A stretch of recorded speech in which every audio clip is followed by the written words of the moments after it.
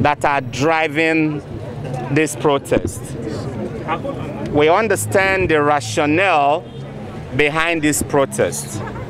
We understand the pains and the frustrations that are driving this protest. First of all, I need you all to understand that before the Inspector General of Police became a police officer, he was once the child of a woman. Before any police officer became a police officer, he was once a member of the society.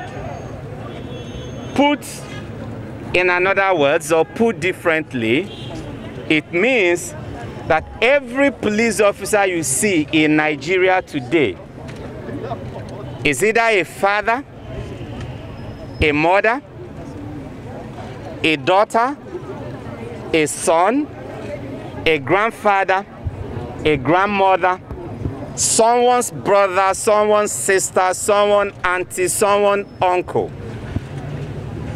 The implication is simple, that every one of us have got a sister. We've got a woman in our life. We've got a daughter and we've got a mother. And we will not want any of them to be sexually abused, to be sexually molested, or to be raped. Therefore, we are together with you in the quest for a rape-free Nigeria.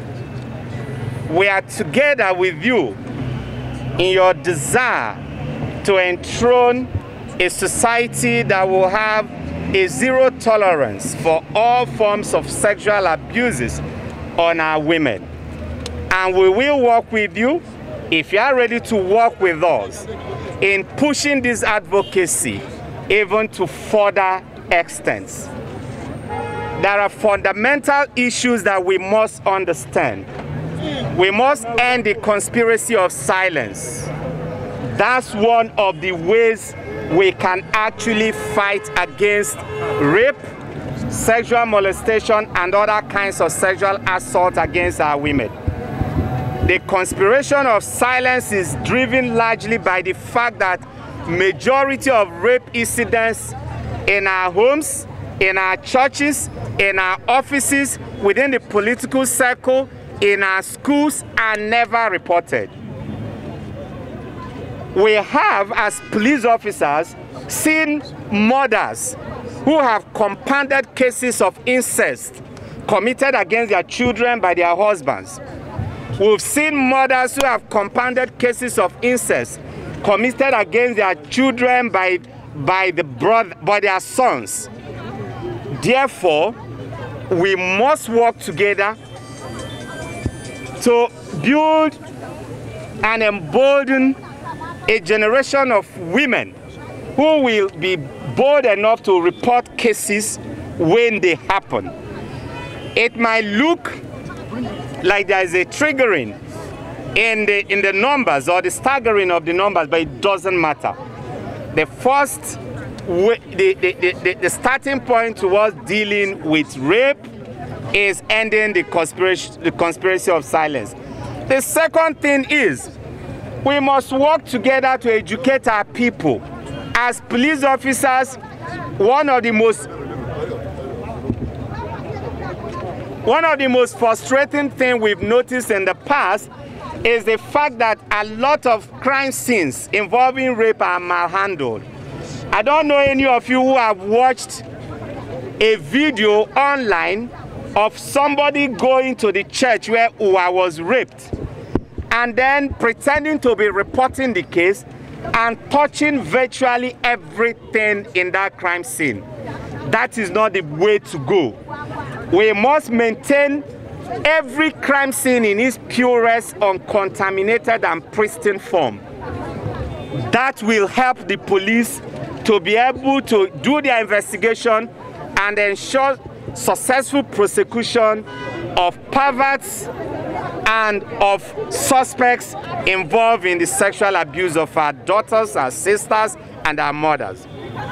And thirdly, we must end the connivance of relatives to shut down police investigation and to shut down prosecutions. We have seen so many cases where we have tidied up investigations involving rapes, only for the victim's family to turn around, reconcile and strike a deal with the suspects, and then they come back to the police to say they are no longer interested in the prosecution. And even when we insist on prosecuting, whether they support us or not, they get to the court and they turn around to become hostile witnesses. On our part as law enforcement agents, we must continue to build capacity of our policemen. We must continue to build a generation of police officers who can empathize with our women, who can show tact, who can show understanding, and who can work with victims, victims' family, activists, and other positive-minded citizens to combat rape. I want to reassure you that under the leadership of the current Inspector General of Police, we will work with the country, we will work with the citizens, we will work with the lawmakers, we will work with activists like you, we work with the other components of the criminal justice system to fight rape and fight it to stand still. I'm ready to take your questions. Thank you.